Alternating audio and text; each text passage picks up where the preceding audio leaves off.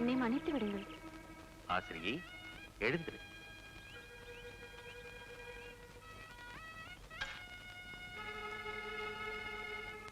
கவுண்டில்ய மாமுனிவரை சிரம்தாழ்த்தி வணங்குகிறோம். உதயத்தை தரும் கிழக்கு திசையின் காவலன் தேவேந்திரன். ஜோதியே, சுடரே, சூழும் ஒளிவிளக்கே என யாவரும் போற்றும் அக்னி தேவன். மழையென பொழிந்து மக்களை வாழ்விக்கும் வருண தேவன். உயிர் மூச்சுக்கு ஆதாரமாக விளங்கி உலவ வைக்கும் வாயு தேவன். நவநிதியங்களையும் அள்ளித்தரும் குபேரன்.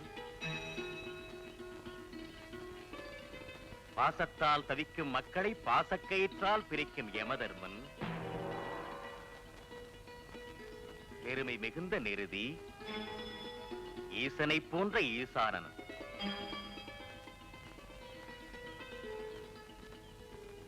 ஆசிரியை, இது என்ன விந்தை? நான் உன்னை இந்திரலோகத்திற்கு அனுப்பி வைத்தால் இப்பூவுலகிற்கு இந்திராதி தேவர்களை எல்லாம் நீ அழைத்து வந்திருக்கிறாயே. நாராயண முனிவரே, நாங்கள் கொடுத்தனுப்பிய அருகம்புல்லுக்கு அடிமையாகி அவர்களே இங்கு வந்திருக்கிறார்கள். இது என்னால் ஏற்பட்ட மகிமையில்ல நாரதரே. விநாயக பெருமானுக்கு நான் அர்ச்சித்த அருகம்புல்லின் நிர்மாலியத்தால் ஏற்பட்ட பெருமை இது. சுவாமி, விநாயகருக்கு அர்ச்சித்த ஓர் அருகம்புல்லுக்கு இந்திராதி தேவர்கள் அடிமை என்றால் தாங்கள் ஒவ்வொரு நாளும் அவர் மீது அர்ச்சிக்கும் 108 அருகம்புல்லுக்கு ஈடாக என்ன இருக்கிறது? 7 லோகங்களை தந்தாலும் ஈடாக முடியாத பெரும் செல்வத்தை பெற்றிருந்தும் அழியும் தன்மை கொண்ட அற்ப செல்வத்துக்கு ஆசைப்பட்டேன். என்னை மன்னித்து விடுங்கள்.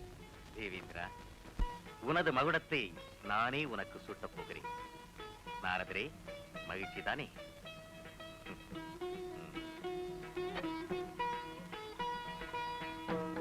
யாருக்கும் யாரும் அடிமை கிடையாது.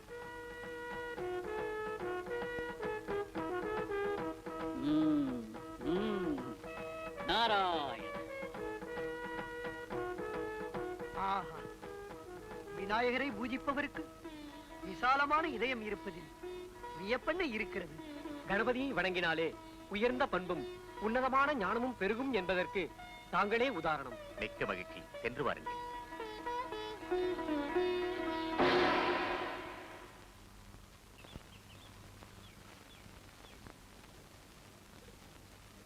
உங்கள் அனைவரையும் ஒரு சேர பார்ப்பது எனக்கு மகிழ்ச்சியாக இருக்கிறது. வாருங்கள், அமருங்கள், அமருங்கள். சுவாமி, தங்களின் பெருமையை இன்றுதான் உணர்ந்தோம். விநாயகருக்கு அருகம்புல்லை அர்ச்சிக்கும் வழக்கம் எப்படி ஏற்பட்டது?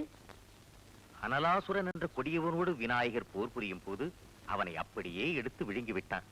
அதனால் அவருடைய உடல் தகித்த போது முனிவர்கள் எல்லோரும் கூடி அவர் மீது அருகம்புல்லை போட்டு அர்ப்பித்து குளிர வைத்தார்கள். அன்றிலிருந்து அதுவே அவருக்கு விருப்பமான நிவேதன பொருளாகிவிட்டது.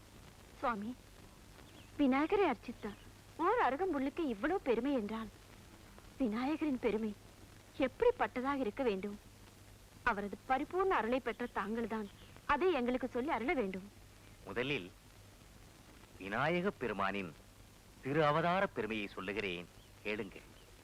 ஒரு காலத்தில் கைலாயத்தில் சிவபெருமானும் அன்னை உமையவளும் தனித்தனியே அமர்ந்து யோகத்தில் ஆழ்ந்து விட்டார்கள்.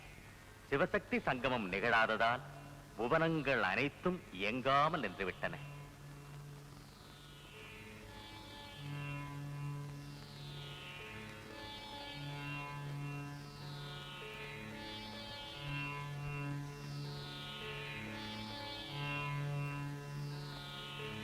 யோகத்தில் ஆழ்ந்திருக்கும் அவர்களை மோகத்தில் மூழ்க வைக்க அம்மையப்பருக்கு எனது முதல் வந்தனம். மைந்தா, அன்னையும் பிதாவும் முன்னறி தெய்வம் என்பதை உணர்த்த வந்தவன் நீ என்பதை நிரூபித்து விட்டாய். ஓங்காரத்திலிருந்து உருவான உன்னிடம் உயர்ந்த சித்திகளும் நிறைந்த ஞானமும் நிலைத்திருக்கட்டும். குழந்தாய், தனக்கு நிகரான நாயகன் இல்லாததால் நீ விநாயகன் என்று பெயர் பெறுவாய். விக்னங்களை தீர்த்து வைப்பதால் விக்னேஸ்வரன் என்று புகழ் பெறுவாய். எமது சிவகணங்கள் அனைத்திற்கும் நீ தலைமை பொறுப்பை ஏற்பதால் கணேசன், கணபதி, கணநாதன் என்றும் சிறப்பிக்கப்படுவாய். தன்யனானே.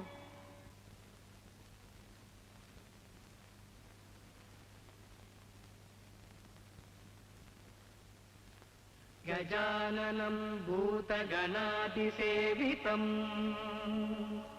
कवित्तजम्बू फलसारभक्षितम् उमासुतं शोकविनाशकारणम्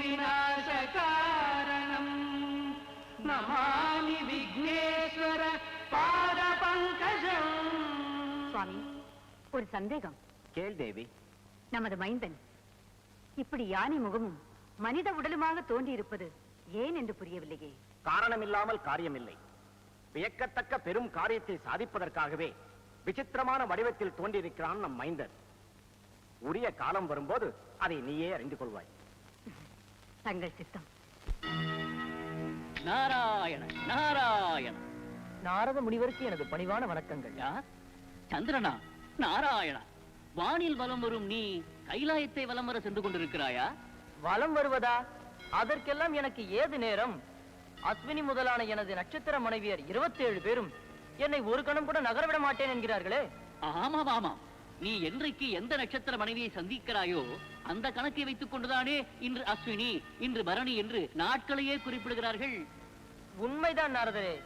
என்னுடைய அழகைக் கண்டு மயங்கி அந்த 27 பேருமே என்னைத்தான் திருமணம் செய்து கொள்வேன் என்று பிடிவாதம் பிடித்தார்களாம். அதனால் தட்சனின் குமாரிகளான அவர்கள் அத்தனை பேரையும் மொத்தமாக நானே திருமணம் செய்து கொண்டேன். ஆமாம் ஆமாம். அழகுக்கு உதாரணம் சொல்பவர்கள் சந்திரனைப் போல அழகு என்றுதானே சொல்கிறார்கள். அப்படி இருக்க கைலையில் பரமேஸ்வரனுக்கும் பார்வதிக்கும் அழகே உருவான குழந்தை தோன்றியிருக்கிறது என்கிறார்களே, அது உண்மைதானா என்று பார்க்க வந்தேன். ஓ, அது அப்படி போகிறதோ? நாராயண.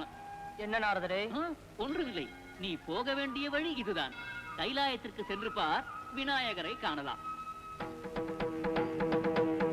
நாராயண. நில். யார் நீ? எங்கே செல்கிறாய்? அம்மையப்பருக்கு பிள்ளையாக விநாயகர் அவதரித்திருக்கிறாராமே, அவரை பார்க்க செல்கிறேன். நான் தான் விநாயகர். என்ன விசித்திரமான தோற்றம் கொண்ட நீயா விநாயகர்?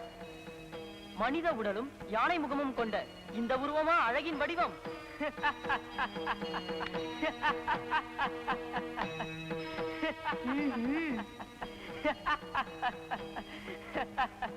சந்திரா, அழகே உருவானவன் என்ற ஆணவத்தால் எம்மை அவமதித்த நீ அந்த அழகை இழந்து அரூபையாக ஆவாயாக.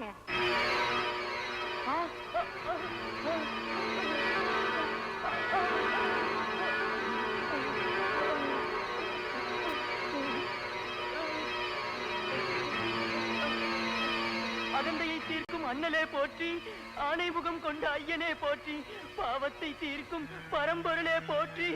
ஐயனே, ஐயனே. உண்மையான அழகு எது என்பதை உணரும் காலம் வரை நீ இப்படியே இருக்க கடவாய்.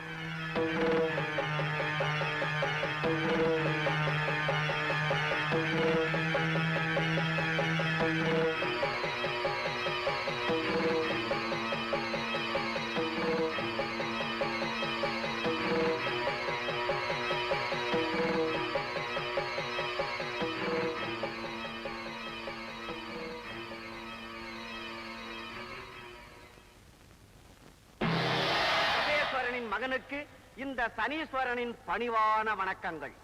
ஓ, நீதான் சனீஸ்வரனா? ஆம் பிரபு.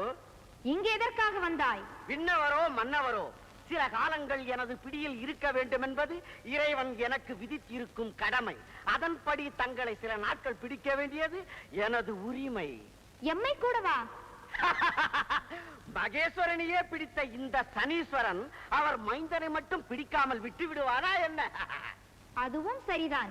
நீ எம்மை எவ்வளவு காலம் பிடிக்க வேண்டும்? 7.5 நட்சத்திர காலங்கள். எந்த நட்சத்திர நாளில் பிடிக்க வேண்டும்? அஸ்வினி நட்சத்திரத்தில் பிடிக்க வேண்டும். அஸ்வினி நட்சத்திர நாள் என்பதை எப்படி தீர்மானிப்பாய்? சந்திரன் எந்த நட்சத்திரத்துடன் இருக்கின்றானோ அன்று அந்த நட்சத்திர நாள்.